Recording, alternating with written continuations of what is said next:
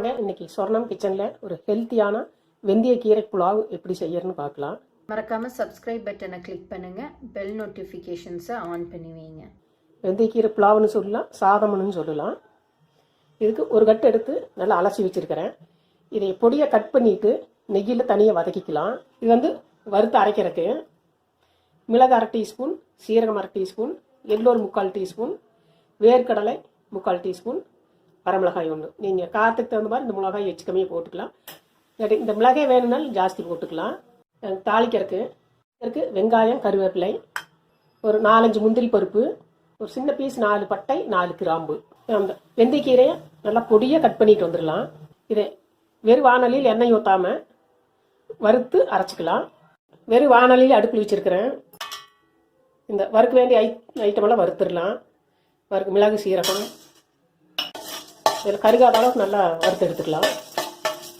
சீரகமெல்லாம் பொரிஞ்சிடுது. எள்ளு போட்டுக்கலாம். இது ஏற்கனவே வறுத்து வச்சுருக்கிறேன், அதனால் சூடு பண்ணால் போதும். பச்சையாக இருந்ததுன்னா நீங்கள் ஃபஸ்ட்டே போட்டு வறுத்துக்குங்க. இது இப்படியே நாம் பொடிச்சு எடுத்துக்கலாம். ஒரு ஸ்பூன் நெய் விட்டுக்கலாம். இதில் வெந்தயக்கீரை வதக்கலாம். நெய்யில் வெந்தயக்கீரை நல்லா வதங்கிடுது. அப்படி சாதத்தை தாளிச்சிடலாம். தாளிக்க வேண்டியது தாளிச்சிடலாம். இப்போ சாதத்தை தாளிச்சிடலாம். அது தேவையான அளவு எண்ணெய், நான் தேங்காய் எண்ணெய் ஊற்றிருக்கிறேன். நீங்கள் என்னென்ன வேணாலும் ஊற்றிக்கலாம். கடுகு போட்டுக்கலாம்.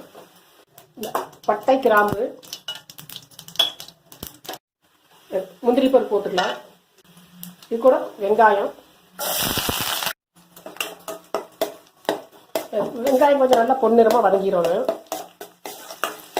இந்த சாதம் சும்மா சாப்பிடலாம், டிஃபன் பாக்ஸும் கொடுத்து விடலாம். ஏன்னா இந்த கீரை சும்மா வதக்குனாலும் குழம்பு வச்சாலும் குழந்தைங்களாம் சாப்பிட மாட்டாங்க. இந்த மாதிரி செஞ்சு கொடுத்தீங்கன்னா எல்லாம் நல்லா சாப்பிட்டுக்குவாங்க. நல்லா டேஸ்ட்டாகவும் இருக்குது. வெங்காயம் நல்லா வதங்கிடுது. கீரை உள்ள போட்டுக்கலாம். ஏற்கனவே நல்லா நெய்யில் வதக்கிட்டோம். இதுலேயே ஒரு நிமிஷம் போட்டு நல்லா வதக்கிக்கலாம்.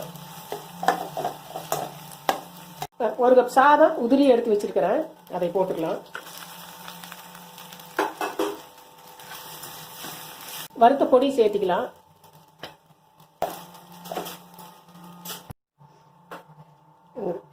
தேவையான அளவு உப்பு போட்டுக்கலாம். உப்பு போட்டு நல்லா கலந்து விட்டுக்கலாம். வெந்தயக்கீரை சாதம் ரெடி. நல்லா அந்த நெய்யில் வறுத்ததுக்கு அந்த வெந்தயக்கீரை ஒரு மணமாக இருக்குது. நான் அந்த அரைச்சி போட்ட பொடி அது எல்லாம் கம்மன்னு வாசனையாக இருக்குது. இது நல்ல டேஸ்டியான வெந்தயக்கீரை சாதம் ரெடி. நீங்களும் செஞ்சு பாருங்க. பிடிச்சிருந்தா கமெண்ட்ஸில் என்னன்னு சொல்லுங்கள்.